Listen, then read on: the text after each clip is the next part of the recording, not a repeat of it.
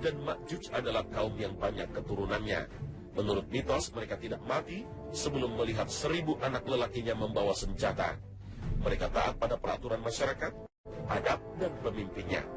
Ada yang menyebut mereka berperawakan sangat tinggi sampai beberapa meter, dan ada yang menyebut tubuh mereka sangat pendek, hanya beberapa sentimeter. Konon telinga mereka panjang, tapi mitos ini tidak ada dasarnya.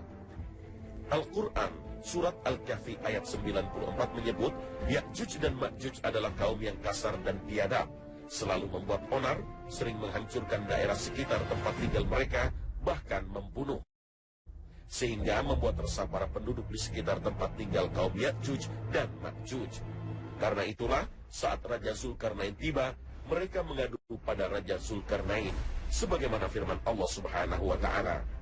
Mereka berkata, "Hai Zulkarnain, sesungguhnya Ya'juj dan Ma'juj itu orang-orang yang membuat kerusakan di muka bumi. Maka dapatkah kami memberikan sesuatu pembayaran kepadamu, supaya kamu membuat dinding antara kami dan mereka?" Oleh karena itulah masyarakat mengadukan kelakuan suku Ya'juj dan Ma'juj kepada Raja Zulkarnain. Maka Raja Zulkarnain dan bala tentaranya menggiring dan mengusir Ya'juj dan Ma'juj ke sebuah pegunungan, lalu menutupnya dengan tembok dan pintu besi yang kokoh. Lalu siapakah Zulkarnain? Menurut orang-orang barat, Zulkarnain adalah Iskandar bin Philips al-Makduni al-Yunani, orang Macedonia Yunani. Ia berkuasa selama 330 tahun, membangun kota Iskandaria atau Alexandria dan murid Aristoteles, memerangi Persia dan menikahi putrinya, mengadakan ekspansi ke India dan menaklukkan Mesir. Imam Asy-Syaukani menolak pendapat itu, karena hal ini mengisyaratkan bahwa ia seorang kafir dan filosof. Padahal Al-Quran menyebut Zulkarnain sebagai sosok yang mendapat anugerah Allah Subhanahu wa Ta'ala. Sesungguhnya kami telah memberi kekuasaan kepadanya di muka bumi, dan kami telah memberikan kepadanya jalan untuk mencapai segala sesuatu. Al-Quran Surah Al-Kahfi ayat 84. Zulkarnain artinya pemilik dua tanduk, karena kekuasaannya yang sangat luas, mulai ujung tanduk matahari di barat sampai timur. Menurut Ibnu Abbas, ia adalah seorang raja yang salih, seorang pengembara dan petualang yang menjelajahi bumi, menebar keadilan. Ketika sampai di antara dua gunung antara Armenia dan Azerbaijan, atas permintaan penduduk yang sering diganggu Ya'juj dan Ma'juj, Zulkarnain membangun sebuah dinding pemisah. Zulkarnain meminta biji besi dicurahkan ke lembah antara dua bukit, lalu api dinyalakan sampai besi mencair. Maka jadilah tembok logam yang licin dan tidak bisa dipanjat. Ya'juj dan Ma'juj tidak akan keluar dari kurungannya sebelum janji Allah tiba, dan itu terjadi di akhir zaman sebagai tanda kiamat yang sudah di ambang pintu. Mereka keluar setelah Nabi Isa alaihissalam turun dan membunuh Dajjal. Menjelang kiamat nanti, dinding yang mengurung mereka akan jebol. Mereka keluar dan membuat onar dunia sampai turunnya Nabi Isa alaihissalam. Allah Subhanahu wa Ta'ala berfirman, hingga apabila dibukakan tembok Ya'juj dan Ma'juj, dan mereka turun dengan cepat dari seluruh tempat yang tinggi. Al-Quran Surah Al-Anbiya ayat 96. Proses terbebasnya Ya'juj dan Ma'juj dari kurungan memiliki cerita tersendiri yang menunjukkan kehendak Allah Subhanahu wa Ta'ala. Sejak dikurung Raja Zulkarnain, kaum Ya'juj dan Ma'juj setiap hari berusaha untuk melobangi dinding kurungan mereka.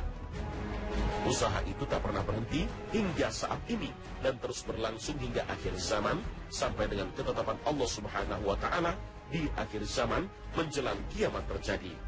Dan jika tiba saatnya, Allah Subhanahu wa Ta'ala akan memberikan ilham kepada mereka untuk mengucapkan kalimat kunci yang dapat membuat dinding itu bisa dijebol dengan izin Allah Subhanahu wa Ta'ala, yaitu kalimat insya Allah, artinya jika Allah berkehendak. Semua itu dijelaskan oleh Rasulullah SAW dalam hadis riwayat Imam At-Tirmizi dan Ibnu Majah dari Abu Hurairah. Sesungguhnya Ya'juj dan Ma'juj membongkarnya setiap hari, sampai ketika mereka hampir melihat cahaya matahari, pemimpin mereka berkata, kita pulang, kita teruskan besok. Lalu Allah mengembalikan dinding itu seperti semula, bahkan lebih kuat dari sebelumnya. Ketika masa mereka telah tiba dan Allah ingin mengeluarkan mereka kepada manusia, mereka menggali Ketika mereka hampir melihat cahaya matahari, pemimpin mereka berkata, kita pulang, kita teruskan besok, insya Allah Ta'ala. Mereka mengucapkan insya Allah, mereka kembali sampai kering, dan orang-orang berlindung di benteng mereka. Lalu mereka melemparkan panah-panah mereka ke langit, dan ia kembali. Mereka berkata, kita telah mengalahkan penduduk bumi dan mengungguli penghuni langit. Dari berbagai keterangan Al-Quran dan hadis Rasul SAW, bisa disimpulkan bahwa kaum Ya'juj dan Ma'juj hingga kini masih terkurung di suatu tempat, menunggu saatnya untuk dibebaskan Allah Subhanahu wa Ta'ala. Lalu di manakah lokasi tembok besi kokoh yang mengurung kaum? Para arkeolog menemukan dinding besi yang kokoh ini pada awal abad ke-15 Masehi di belakang sungai Jehun dalam ekspedisi. Juga Syahruh dan ilmuwan Jerman Schlettverger. Arkeolog Spanyol Clatigeo pada tahun 1403 Hijriah pernah diutus oleh Raja Andalus ke daerah Bab el-Hadid dan bertemu dengan Timur Leng. Yusuf Ali dalam tafsirnya menyebutkan bahwa di distrik Hisar, Uzbekistan, 240 km di sebelah tenggara Bukhara, ada celah sempit di antara gunung-gunung batu. Letaknya di jalur utama antara Turkestan ke India. Tempat itu kini bernama Buzgul Khana dalam bahasa Turki. Tetapi semuanya bermakna pintu gerbang besi. Yuan Xiang, seorang pengembara Cina, pernah melewati pintu berlapis besi ini dalam perjalanannya ke India di abad ke-7. Tidak jauh dari sana ada danau yang dinamakan Iskandar Kul. Di tahun 842, Khalifah Bani Abbasiyah Al-Wafiq mengutus sebuah tim ekspedisi ke Bab el-Hadid, gerbang besi. Mereka masih mendapati gerbang di antara gunung selebar 137 meter dengan kolom besar di kiri kanan terbuat dari balok-balok besi yang dicor dengan cairan tembaga. Tempat bergantung daun pintu raksasa, persis seperti tersebut dalam surat Al-Kahfi. Pada Perang Dunia Kedua, konon Winston Churchill, pemimpin Inggris, mengenali gerbang besi itu. Sekarang lokasi tembok ini diperkirakan berada di Azerbaijan dan Armenia. Tepatnya di tempat tinggi dan sangat keras. Berdiri tegak seolah-olah diapit oleh dua buah tembok yang sangat tinggi.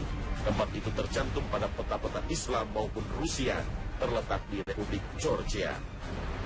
Seorang ahli geografi Muslim, Al-Sharif Al-Idrisi, menegaskan hal ini melalui riwayat penelitian yang dilakukan oleh Salam oleh Zulkarnain untuk memenjarakan Ya'juj dan Ma'juj terbuka.